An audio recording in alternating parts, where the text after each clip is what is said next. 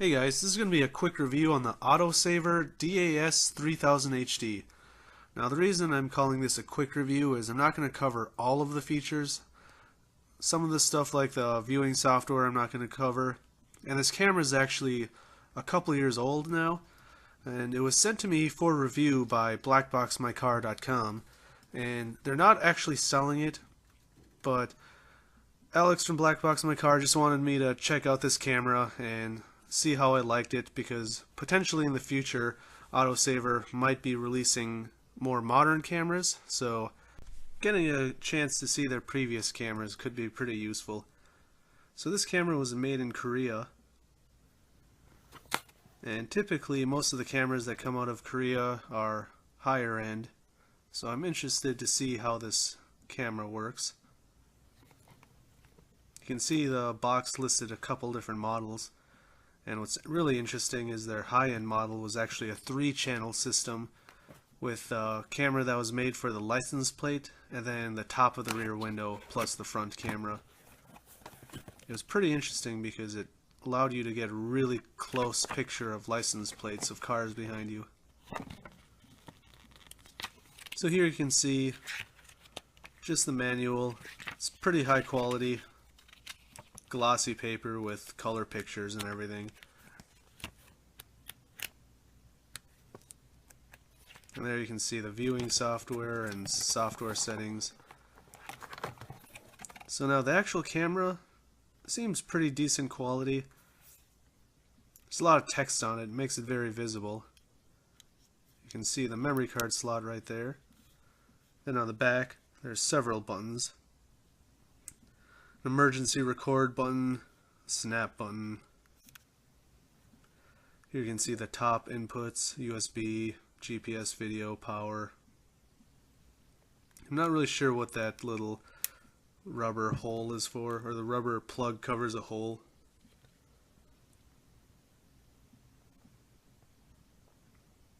Just looks like it's to get inside of the camera. Find it a little funny that it says premium on the side. If it's premium, it shouldn't have to say that. But overall, the quality seems decent. It's not really high-end feeling, but it's definitely more sturdy and solid feeling than a lot of the cheap Chinese generic cameras.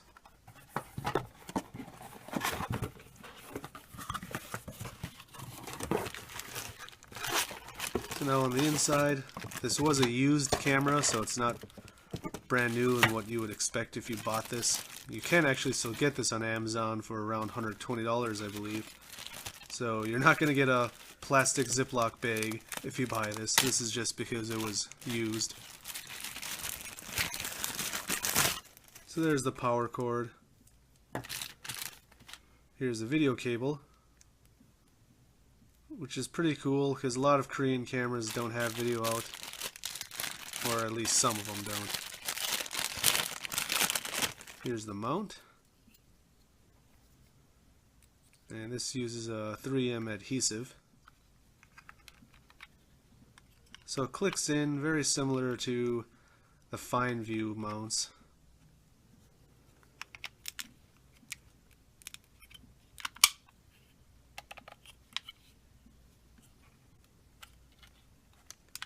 The mount feels a little cheap, but it gets the job done, and you can tilt it in any direction.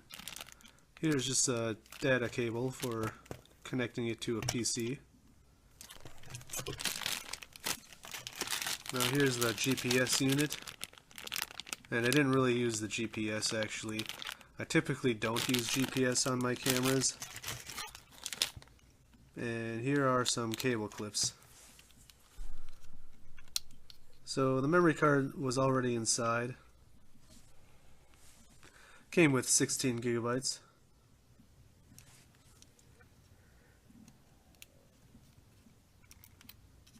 It's a little hard to get out. There you can see 16 gigs.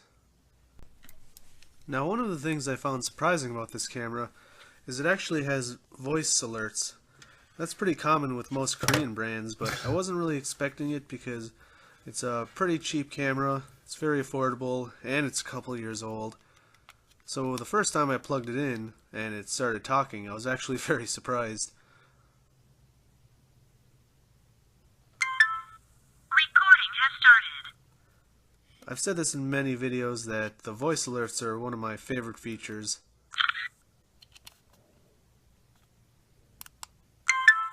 Audio recording has stopped.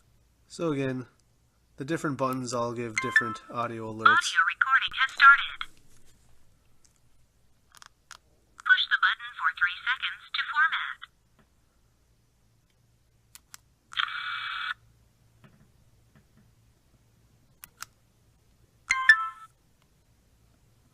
Recording is running. Recording is running.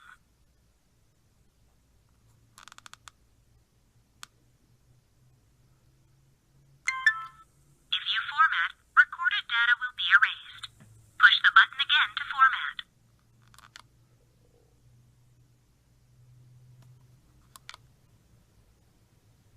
Formatting has started. Like I've said in other videos, the main reason I like these audio alerts is the fact that when you start your car, it alerts you to the fact that you are recording now. And I've had some cameras fail to start a few times, and if you're not paying attention, you might not even realize that you're not recording while you're driving. Formatting has been completed. Don't turn off the power while rebooting. So this was definitely a pleasant surprise for me.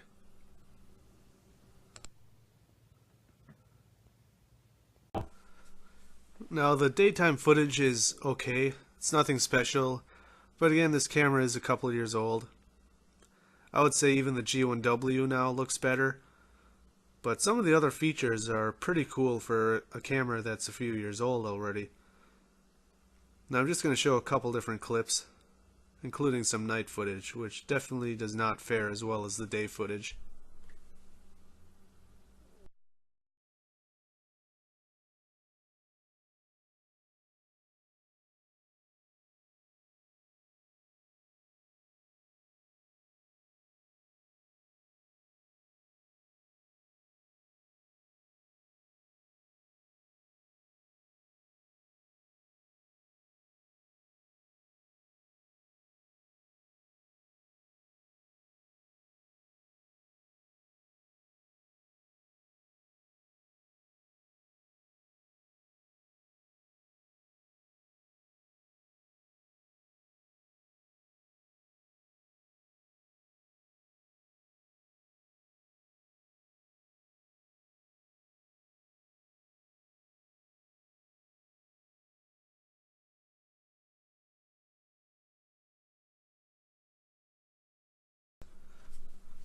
Now the night footage seems to actually have pretty good exposure.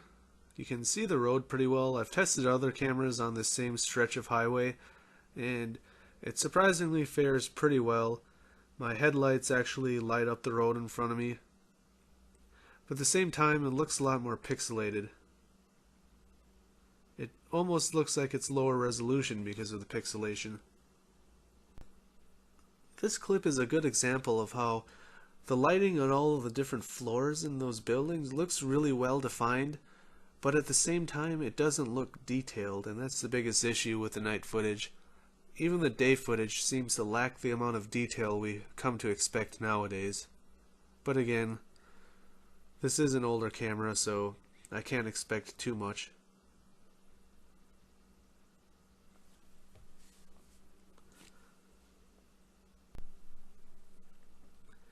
Now I did try using the emergency record button.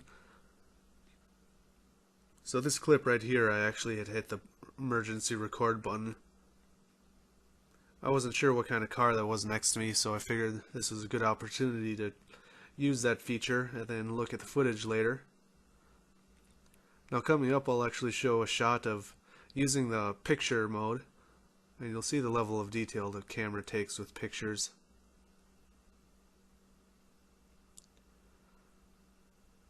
So I really wish some of these features were standard in every camera. A lot of times a lot of cheaper cameras have features like the emergency record button or the picture snap, but a lot of high-end cameras lack those features. So after using this camera, I'm not going to tell you to rush out there and buy this camera. It is a little bit outdated, at least in video quality. But it is nice to see that even a couple of years ago they did have some of the features like the audio alerts, which I think are very useful. So while the box only says Otosaver, the company that manufactures this is called Neoroad. It's very similar to how Pitasoft makes Blackview, but everyone just knows them as Blackview. So this could be a company to look out for in the future. And again, this was sent to me by blackboxmycar.com, so I'd like to thank Alex from blackboxmycar for sending this out for review. They're not currently selling it, but they could possibly in the future sell other Neoroad or Otosaver products. So you should check them out. They have a lot of other great cameras also. If you like this video or my other videos, I'd appreciate if you hit like and subscribe. And as usual, drive safe, and I'll see you next time. Thanks for watching.